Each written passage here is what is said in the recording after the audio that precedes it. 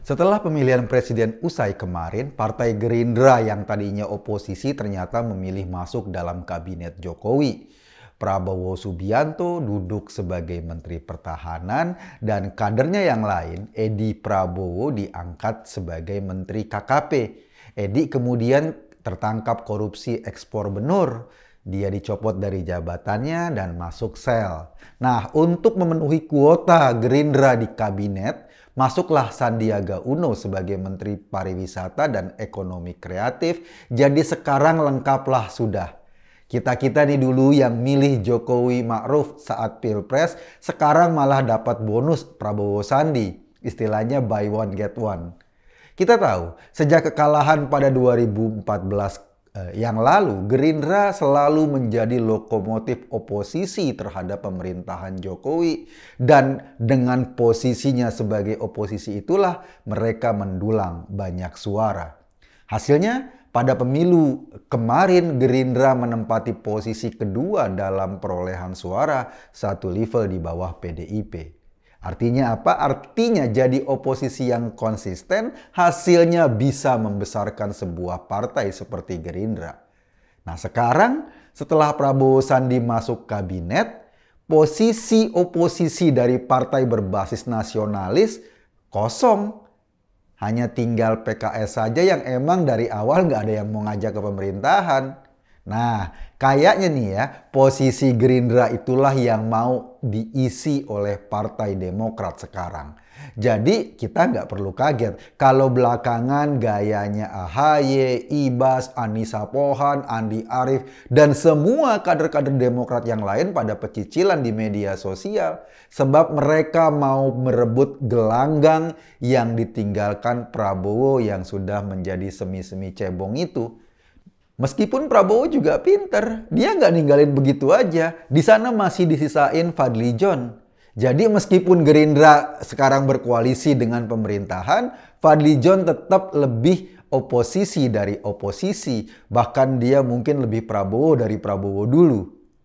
Tapi sebelum kita bicara sekarang tentang bagaimana Demokrat yang mau mengambil alih posisi Prabowo, kita balik nih sebentar ke belakang. Ingat kan pada 2014 kemarin Demokrat dikenal sebagai partai yang abu-abu, yang nggak dukung Jokowi tapi juga nggak dukung Prabowo. Sikapnya plin-plan, oposisi bukan, partai penguasa juga nggak kebagian kursi.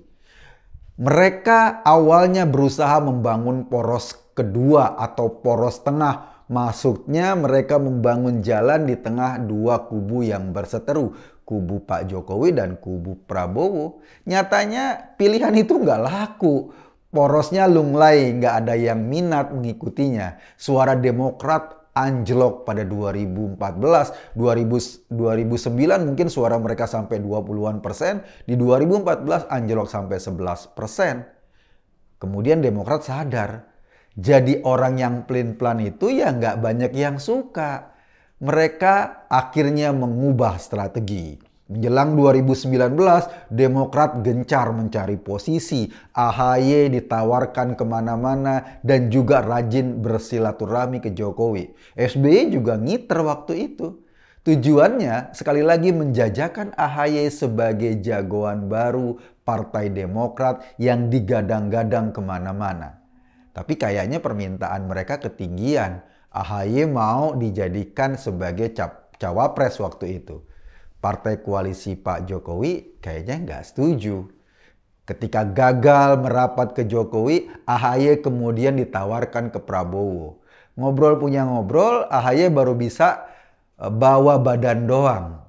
Dukungan logistik tadinya dijanjikan tapi nggak cair-cair. Tiba-tiba datanglah Sandiaga Uno kepada Prabowo langsung membawa amunisi sekardus. Dengan mahar sandi yang lebih konkret, Prabowo langsung ambil keputusan. Akibatnya AHY masuk kotak, lamaran sandi diterima, dan waktu itu Andi Arief teriak-teriak wapres kardus, gitulah ceritanya.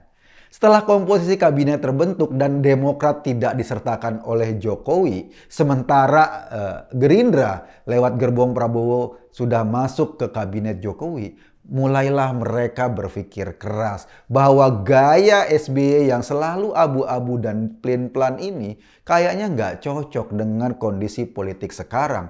Jadi mereka mulai meninggalkan gaya SBY dan SBY diminta untuk lebih fokus pada dirinya sendiri. Kini Demokrat berniat serius menjadi partai oposisi.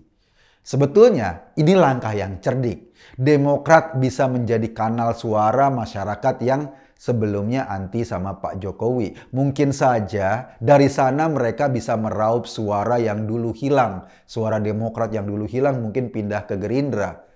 Tapi jadi oposisi dengan pengalaman dulu, keluarga Cikeas pernah berkuasa, tentu nggak semudah ulangan seni suara di STM. Saat mereka mengkritik kinerja Pak Jokowi misalnya, orang dengan gampang langsung merujuk pada apa hasil pemerintahan SBY selama berkuasa. Ketika mereka menuding, tudingan balik akan langsung mengarah padanya. Kenapa? Karena masyarakat masih punya ingatan tentang pemerintahan Pak SBY. Kalau mereka mengkritik efisiensi pemerintahan Jokowi, mereka akan ditampar balik dengan kasus Hambalang. Kalau mereka mau mengangkat kasus korupsi di pemerintahan Jokowi, justru korupsi di zaman Pak SBY ya gila-gilaan. Dan masyarakat masih ingat itu. Petinggi Partai Demokrat antri masuk penjara. Padahal semua yang masuk penjara itu adalah bintang iklan partai. Katakan tidak, padahal iya bintang partai yang fenomenal itu. Dalam kasus persidangan Nazarudin saja misalnya, ia juga menyebut-nyebut nama Ibas. Artinya pilihan Demokrat jadi oposisi sementara keluarga Cikeas pernah berkuasa di Indonesia selama 2 periode itu sama sekali nggak gampang. Ketika mereka menuding pemerintahan Jokowi, orang akan langsung membuka file lama. Sebab pada saat mereka berkuasa, mereka juga nggak banyak prestasi. Artinya rakyat nggak bodoh-bodoh banget. Jejak digital kejam. Disinilah Demokrat sering keserimpet. Tembakannya ke Jokowi kemudian dibalas publik dengan melempar balik peluru yang ditembakkan tersebut lalu meledak di markas Partai Demokrat sendiri. Apalagi terkadang pentolannya juga nggak bisa diandalkan. Andi Arief, sang pemain gorong-gorong tertangkap narkoba. Bersama barang bukti kondom curah yang dibeli secara meteran, saya nggak tahu. Anissa Pohan misalnya istri AHY yang ceriwis itu sering emosional di medsos. Dikenal sebagai ratu buka tutup. Dia mau nyinyir, dibalas oleh netizen dengan dikritisi lagi. Malah baper, nutup-nutup akunnya.